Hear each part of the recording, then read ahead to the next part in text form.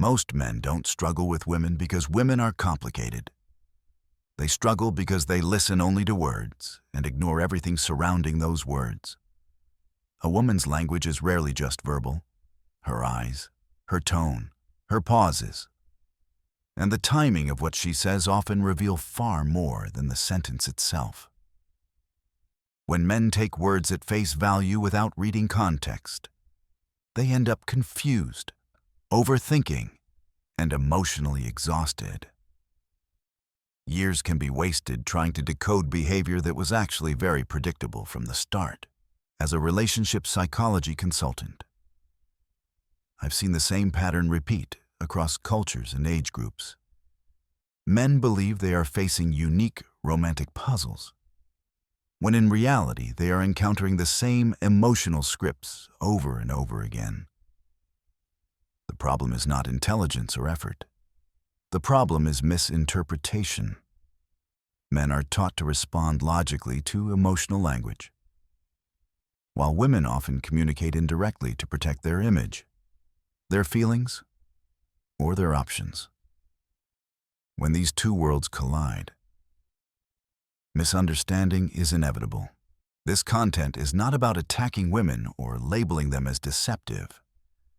That framing would be shallow and dishonest. Women are not villains, and men are not victims.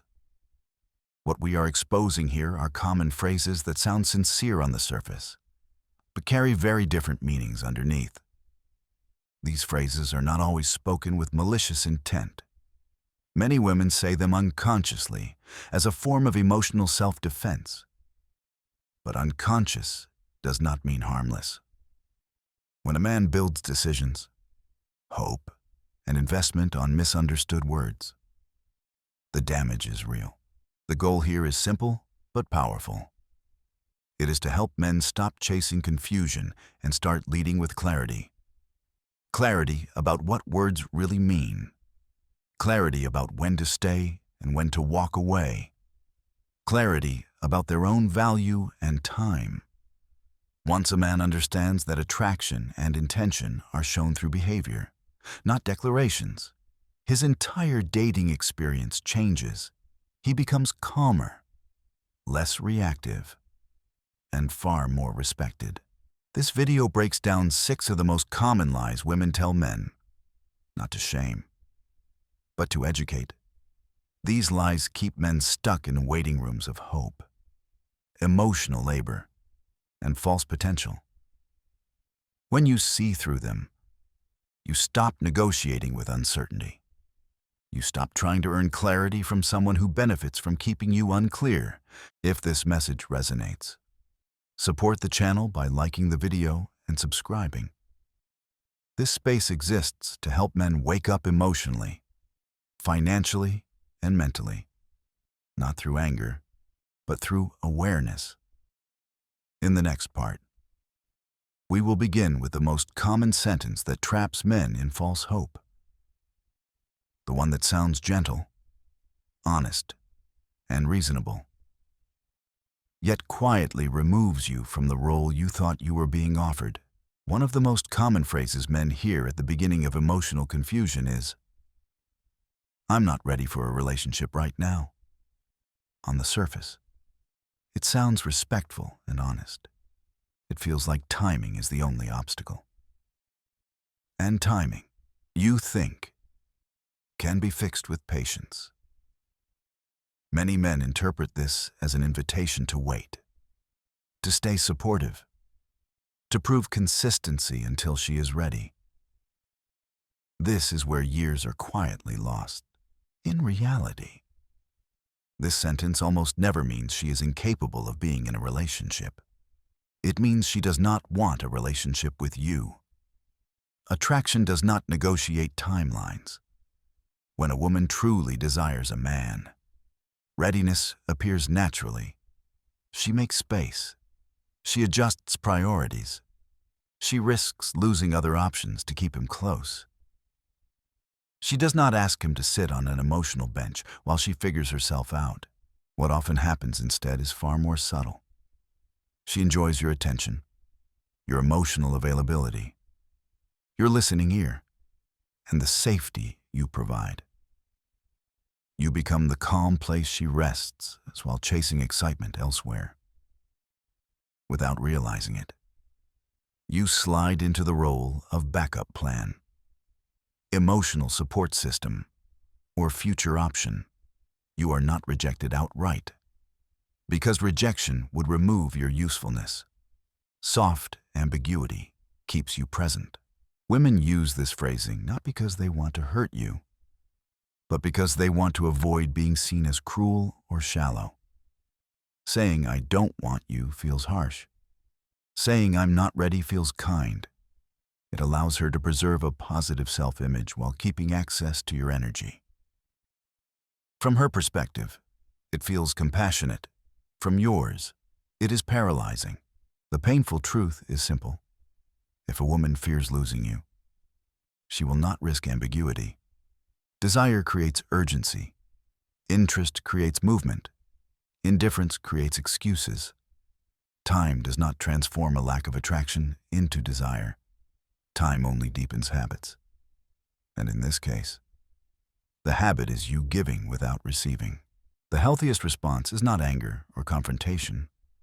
It is acceptance and withdrawal. When you hear this sentence, believe what it means, not what it sounds like. Let her go cleanly. Do not wait. Do not try to prove your worth. Your time is your most valuable asset, and investing it in non-existent potential is one of the fastest ways to erode self-respect. When a man understands this, he stops begging timing to work in his favor. He chooses himself instead. And that choice changes how women respond to him going forward. In the next part, we'll examine a phrase designed to make you feel uniquely chosen and special. One that flatters your ego while quietly protecting her image and past. There is a sentence many men remember long after the moment has passed, because it makes them feel chosen in a way that feels rare and intimate. I don't usually do this, but I'm doing it because of you. When a woman says this, it triggers a powerful belief. You feel like you unlocked something exclusive, that you inspired her to break her own rules, that you are different from the men before you. For many men, this line creates instant emotional attachment. The deeper meaning, however, is not about you being special. It is about her protecting her self-image. This phrase is often used to create an illusion of innocence, while still allowing her to do exactly what she wants in the moment. By saying she doesn't usually do this, she distances herself from judgment and responsibility. She wants the freedom of desire without the weight of reputation. In many cases, this is not a spontaneous confession. It is a rehearsed performance. She has likely said it before, to other men, in similar situations, not because she is manipulative in a calculated way, but because it works. It softens the moment, lowers your defenses, and places you in a position of emotional privilege. You are no longer just participating. You are being trusted. Men often mistake this emotional framing for genuine connection. They believe they changed her, that they awakened something new. This belief makes them more invested, more forgiving, and more willing to overlook inconsistencies later. When reality eventually contradicts the fantasy, the disappointment feels personal, as if something was taken away. The truth is simple and uncomfortable. If she truly does not usually do something, she would not suddenly be doing it now. Patterns do not break without intention, and intention shows itself consistently, not through a single sentence. What is happening is not a rule being broken, but a narrative being shaped. This does not mean you should judge her or shame her. Attraction and desire are human, but you should not let flattery blind you. Listen calmly, Observe her actions and avoid building meaning where none has been earned. Emotional exclusivity is proven over time, not declared in a moment of intimacy. When a man learns to hear this sentence without inflation of ego, he becomes grounded. He enjoys the moment without attaching false significance. And that grounded presence, ironically, is far more attractive than believing you are the exception. In the next part, we will explore a phrase that sounds humble and spiritual, yet often hides expectations that many men only discover when it is already too late. Another phrase that consistently misleads men is, "I don't like money," sometimes dressed up as "I just want a simple life," or "I don't care about money at all." To many men, this sounds refreshing, even noble, after years of feeling judged by income, status, or career. This sentence feels like relief.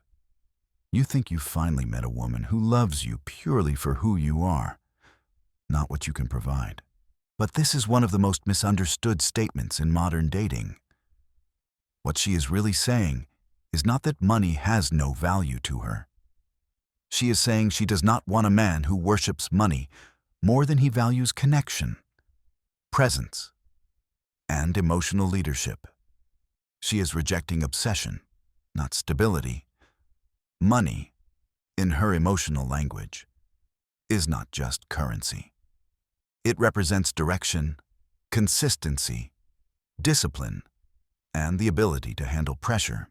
A woman may tolerate a man who is temporarily broke if he is clearly building something, learning, growing, and moving forward. What she cannot tolerate long-term is a man who is stagnant, resentful, or constantly complaining about the world while doing nothing to change his position. A lack of money can be forgiven. A lack of drive cannot.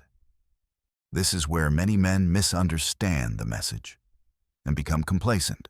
When a woman says she doesn't care about money, she's often responding to insecurity she senses in men who lead with wealth as their only value. She wants safety, not luxury. She wants to feel protected emotionally and practically. A man who knows how to attract money, even if he doesn't have much yet, signals competence and leadership. That energy is deeply attractive. Problems arise when men hear this phrase and subconsciously give themselves permission to stop striving. They confuse spiritual simplicity with resignation. Over time, attraction fades, not because of numbers in a bank account, but because the man stopped becoming. He stopped expanding. He stopped leading himself. The truth is that money is a byproduct of mindset. It reflects how a man handles responsibility, pressure, and long-term thinking. Women feel this instinctively. They may speak in ideals, but they respond to patterns. The lesson here is not to chase money to impress women. It is to pursue purpose, discipline, and growth for yourself. When you do that, money follows, and so does respect.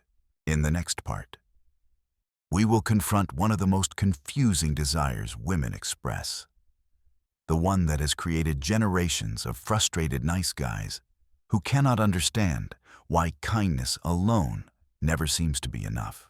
Few statements have confused men more than the sentence, "I want a nice guy."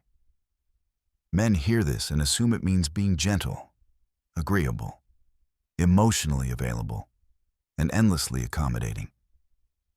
They try harder, apologize faster, explain themselves more, and suppress their own boundaries in the hope of becoming what she claims to want. When attraction fades anyway, they feel betrayed by their own kindness. The problem is not kindness. The problem is misunderstanding what nice actually means in a woman's emotional language. Nice does not mean weak. It does not mean submissive. It does not mean a man who never disagrees, never challenges, and never risks conflict. What she is rejecting is cruelty, emotional coldness, and disrespect. What she is drawn to is strength with warmth, not softness without structure. A woman wants a man who is empathetic but grounded, caring but unshakable. She wants to feel safe expressing her emotions without feeling that she controls him. This is why emotional tests appear. She may change plans last minute, question your decisions, or push against your boundaries. These moments are not conscious traps. They are instinctive checks to see whether you remain centered or collapse into over-explaining and approval-seeking. When a man fails these tests, attraction erodes quietly. Over-apologizing signals insecurity. Over-chasing signals fear of loss. Over-explaining signals a lack of confidence in one's own authority. None of these behaviors feel nice to her emotionally. They feel unstable. A woman cannot relax into desire when she feels she has to lead emotionally. The paradox many men miss is this. She wants a man who treats himself like a king and invites her into his world, not one who treats her like a queen before she has earned access to his time, energy, and commitment. Respect flows from self-respect first. A man who bends too easily communicates that his standards are negotiable, and when standards disappear, so does attraction. True niceness is disciplined. It is calm under pressure. It is self-controlled without being cold. It is kindness that does not abandon boundaries. Men who master this balance do not chase validation. They offer presence. They do not try to convince women of their value. They live it. Once a man understands this, he stops trying to perform goodness and starts embodying solidity. And that shift alone changes how women respond to him. In the next part, we will explore a phrase that seems reassuring, but often hides unresolved emotional baggage. One that can quietly turn you into a replacement for a past relationship you never competed for. Another phrase that sounds comforting but often carries hidden weight is, "My ex means nothing to me." Men hear this and relax. They believe the past is finished, that they are entering a clean, emotional space with no ghosts, no competition, no unresolved attachments. It feels reassuring, like a green light to invest fully without looking back. But emotions do not disappear just because someone declares them gone. When a woman says this too quickly or too firmly, she may not be speaking to you at all. She may be speaking to herself. Past relationships leave imprints, especially when there was unfinished business, betrayal, abandonment, or ego wounds. Denial is often the first layer of coping, not the final stage of healing. This does not mean she wants her ex back. That is a misunderstanding many men make, often. The attachment is not about love anymore, but about validation. She may still check his profile, not to reconnect, but to see whether he misses her, whether she still matters, whether she won the breakup. These behaviors are subtle and easily dismissed, but they reveal that the emotional chapter is not fully closed. You will notice it in patterns rather than confessions. She may bring him up during arguments, even casually. She may compare how you handle situations, tone included. She may react disproportionately to things that resemble past wounds. When this happens, you are no longer relating only to her. You are interacting with echoes of someone else's presence. Many men make the mistake of trying to heal her. They become patient listeners, emotional anchors, and understanding partners, believing that love will erase the past. What often happens instead is that they become temporary therapy. Once she feels emotionally stabilized, once the old wound no longer bleeds. she may leave, not because you failed, but because your role is complete. It is not your responsibility to compete with unresolved emotions or to fix what you did not break. Arguing, accusing, or interrogating her about the past will only push her deeper into defense. The wiser approach is quiet observation. Watch what triggers her. Notice when the past enters the present. Patterns speak louder than promises. A healed woman does not need to announce that her ex means nothing. Her behavior makes it obvious. There is no comparison, no emotional leakage, no lingering references. She is available, present, and responsive to what is happening now. In the next part, we will examine a sentence that sounds like the purest form of love, yet often becomes a weapon against boundaries and growth when misunderstood. The sentence, "I just want a man who loves me for who I am," is one of the most emotionally powerful phrases a woman can say. It sounds pure, vulnerable, and deeply human. Most men hear it and immediately want to rise to the occasion. They interpret it as a call for unconditional love, acceptance, and emotional safety on the surface. It feels like the highest form of connection. The danger appears when this sentence is used repeatedly, especially in moments where accountability or growth is needed. In those cases, the real message subtly shifts.